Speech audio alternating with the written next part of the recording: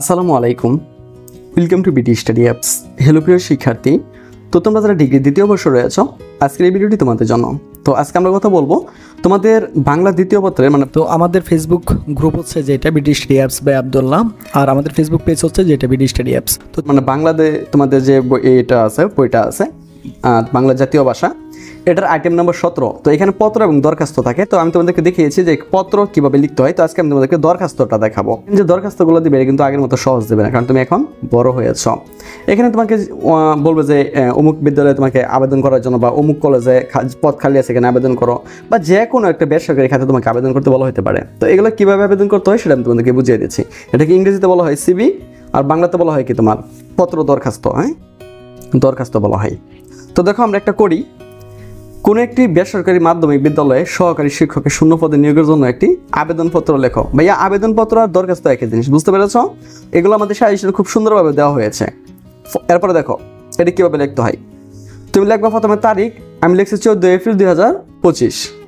যেহেতু তুমি একটা মাধ্যমিক বিদ্যালয়ের সহকারী পদের জন্য আবেদন করবো, অবশ্যই ওই মাধ্যমিক বিদ্যালয়ের হেড টিচারের কাছে অবশ্যই তোমাকে কী করতে হবে, একটা অ্যাপ্লিকেশন ফর্ম করতে হবে। তো দেখো বরাবর প্রধান শিক্ষক, তো এখানে কিন্তু বলছে যে তো মাধ্যমিক বিদ্যালয় কি একটা শূন্য পদের নিয়োগের জন্য একটি আবেদনপত্র লেখার জন্য।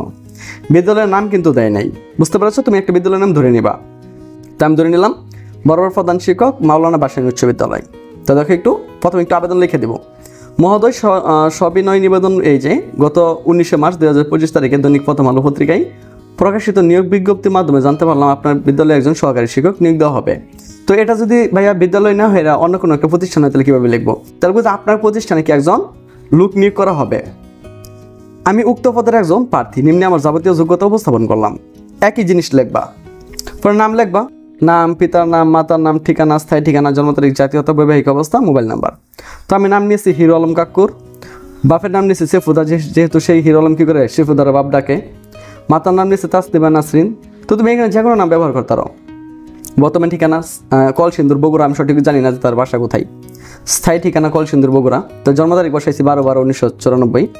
জাতীয়তা বাংলাদেশি, বৈবাহিক অবস্থা বিবাহিত, মোবাইল নাম্বার একটা কিছু বসাই দিছি। বুঝতে পেরেছ?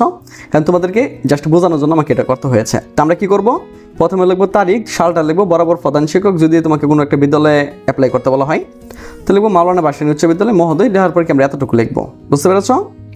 আচ্ছা, এরপরে আমরা যাবতীয় তথ্য উপস্থাপন করব। এখানে আমরা একদম শর্টকাট নিয়েছি, যে নাম নিয়েছি, পিতা বা স্বামীর নাম নিয়েছি, মাতার নাম নিয়েছি, বর্তমান ঠিকানা, স্থায়ী ঠিকানা, জন্ম তারিখ, বিবাহিক অবস্থা, মোবাইল নাম্বার। তুমি এখানে আরেকটা দিতে পারো, সেটা হচ্ছে ধর্ম। হ্যাঁ, ধর্মটাও দিয়ে দিতে পারো, ইসলাম, বা তুমি তোমার ধর্ম দিয়ে দিতে পারো, কোনো সমস্যা নেই। পরে এখানে শিক্ষাগত যোগ্যতাটা তুলে ধরবা। লাগবে পরীক্ষার নাম, পাশের সাল, বোর্ড বা বিশ্ববিদ্যালয়ের রেজাল্ট। তো আমি এসএসসি দিয়েছি 2004, কারণ আমাকে মিলাইতে হবে। ঢাকা বোর্ড GPA 5 নিয়েছি। এসএসসি 2006 ঢাকা বোর্ড এটা নিয়েছি।